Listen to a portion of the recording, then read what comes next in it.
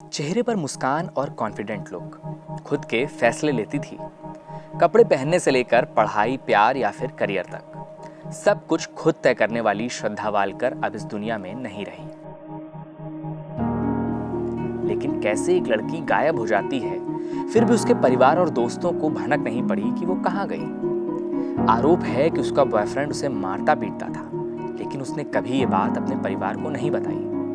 आखिर श्रद्धा वालकर इतनी अकेली क्यों थी कि अपनों को राजदार न बना सकी, अपना दुख नहीं बांट सकी। पिता को मंजूर न था कि वो अपनी मर्जी से जिसके साथ चाहे उसके साथ रहे। उसके पिता विकास वालकर क्विंट से कहते हैं, वो निडर लड़की थी, कुछ भी अकेले मैनेज कर लेती थी। वो ऐसी ही थी, इसीलिए मुझे उसके भविष्य की ज्यादा चिंता नहीं थी।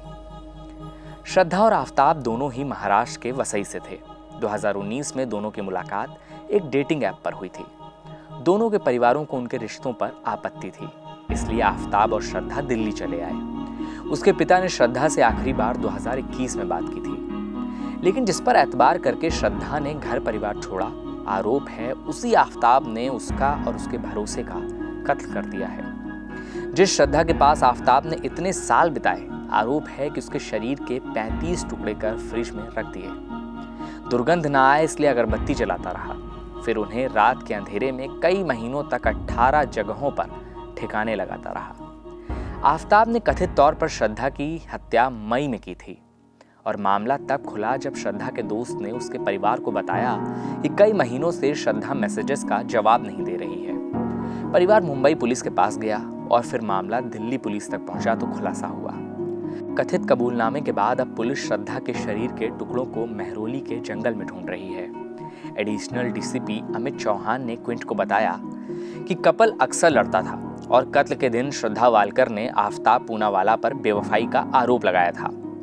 पूनावाला ने उसका गला घोंट दिया और उसके शरीर के टुकड़े किए, नया फ्रीज खरीदा और फिर शरीर के टुकड़ों को उसमें रख दिया। श्रद्धा क्यों इतनी अकेली थी, इसका कुछ हद तक अंदाजा उसके पिता की बातों से लगता है। क्विंट से बातचीत में श्रद्धा के पिता विकास ने बताया, मुझे उनका रिश्ता स्वीकार नहीं था क्योंकि धर्म अलग थे।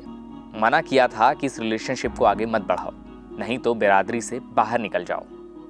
ये वारदात सिर्फ एक लड़की के कत्ल की नहीं है, इस क्राइम स्टोरी की कई परतें हैं। एक लड़की जो अपने हिसाब से जीना चाहती थी, उसे इसकी इजाजत किसी ने नहीं दी। एक युवक जो सामने से सामान्य दिखता था, वो अंदर से कुछ और ही था। कहा जा रहा है कि आफताब एक अमेरिकन क्राइम सीरीज से प्रेरित था, लेकिन पुलिस ने इसकी पुष्टि नहीं की है।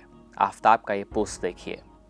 महिला अधिकारों की बात करता था, लेकिन उस पर जो आरोप लगे हैं वो उसकी सोच के बारे में कुछ और ही कहानी कह रहे हैं। ये कहानी ऐसी लड़कियों की भी है जिनके फैसलों को कभी धर्म के नाम पर तो कभी जाति के नाम पर नामंजूर कर दिया जाता है।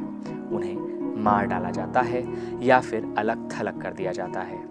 श्रद्धा की मौत के बाद भी कुछ लोगों को श्रद्धा नहीं, सियासत की चिंता है। वो इसे नज़ीर की तरह पेश कर रहे हैं। क्या हम ऐसे पाताल लोक में पहुंच गए हैं?